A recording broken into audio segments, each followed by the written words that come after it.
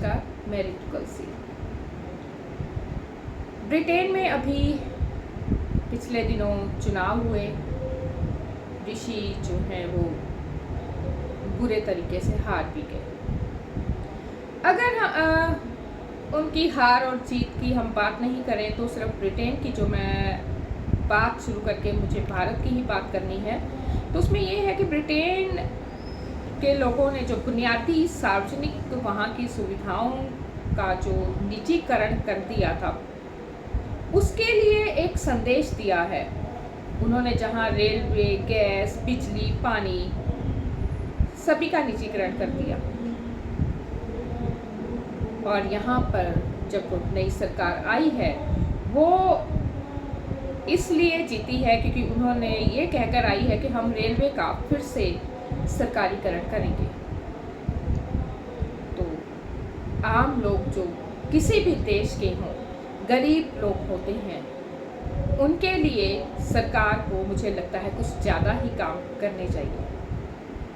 माना कि हर देश के लिए पूंजीपतियों की काफ़ी ज़रूरत रहती है, पर उनको देखते हुए आप अपने मज़दूरों को, किसानों को नज़रअंदाज नहीं कर सकते। भारत में भी अगर आप देखें तो अभी हमारे माननीय प्रधानमंत्री मोदी जी और पूरी भाजपा में कई हैं, हमारी फाइनेंस मिनिस्टर हैं, उनके समय जो हैं सभी निजीकरण के फायदे गिना रहे हैं। पर ये गरीबों के लिए कितने घातक हैं वो ये बताना भूल जाते हैं।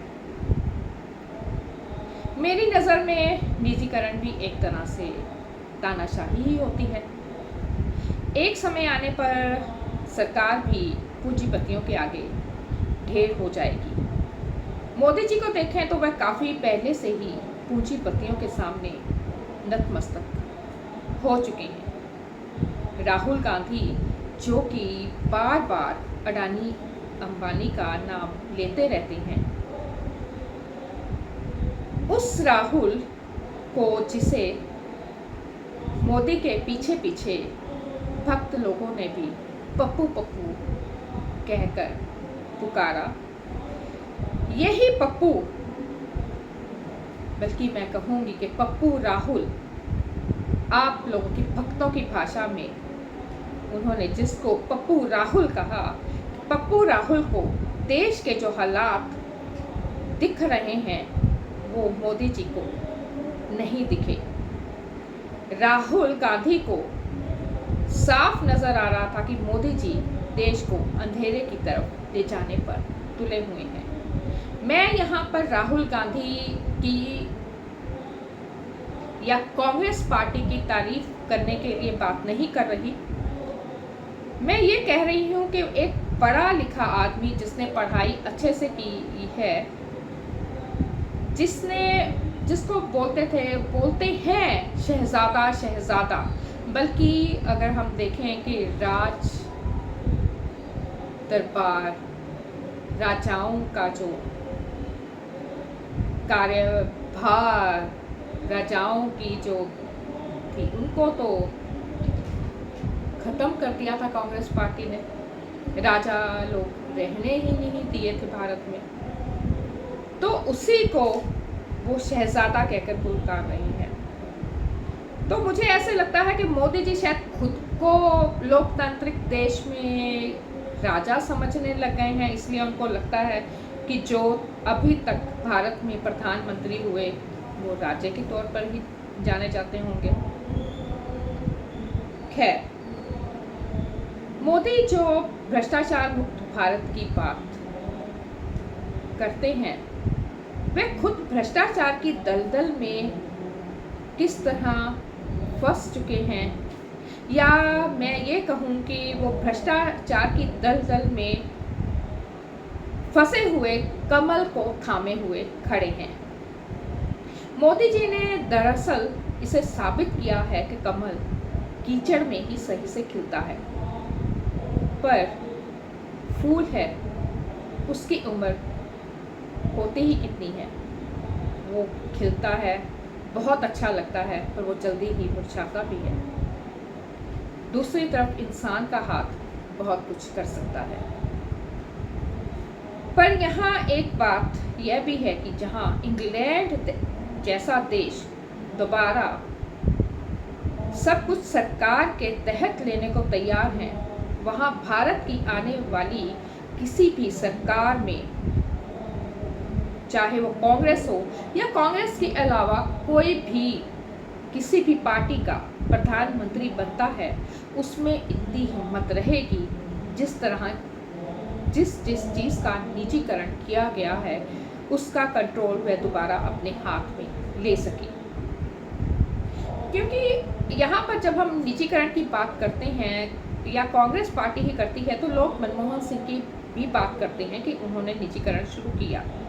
किसने निजीकरण शुरू किया या किसने नहीं किया, ये भी एक अलग बात है, क्योंकि इसमें भाजपा का भी, पहले वाजपेयी जी का भी हाथ रहा है, मनमोहन सिंह जी का भी हाथ रहा है, तो इस पर हम अलग से बात करेंगे। पर यहाँ पर अगर बात मनमोहन सिंह जी की हो तो उसमें ये है कि वो लोग भूल जाते हैं कि मनमोहन सिंह ने कभी भी पूरी तरह किसी चीज़ का निजीकरण नहीं किया। उन्होंने हमेशा कुछ शेयर्स बेचे और कंट्रोल जो था वो सरकार के हाथ में रखा था। परंतु मौजूदा सरकार ने तो अपना कंट्रोल ही जैसे सभी चीज़ों से हटाकर पूंजीपतियों के हाथ में दे दिया। पर यहाँ बात हो रही है कि क्या सरकार, कोई भी सरकार दोबारा से अपने कंट्रोल में करेगी? क्या इंदिरा गांधी जैसी हिम्मत वाला कोई प्रधानमंत्री दोबारा होगा जो सरकारी तंत्र के हाथ में बेची हुई चीज़ों को ले सके? सभी को पता है कि अपनी एयरलाइंस कितनी ज़रूरत होती है। यह आपदा आने पर ज़्यादा इस बात का पता लगता है। कोई भी आपदा आए, किसी देश पर भी आए, उन्हें अपनी ही चीज़ों की ज़रूरत होती है। तब व्यापारियों के हाथ में दी हुई चीज़ें काम नहीं आती। चाहे सरकार जितना मर्जी कहे, पूंजीपति भी तो आखिर तब सरकार से पैसे वसूल करती ही है। इसलिए अपने हाथ में, और जिसमें रेलवे भी है, वो निजी हाथों में ना होकर सरकार के हाथों में ही होनी चाहिए।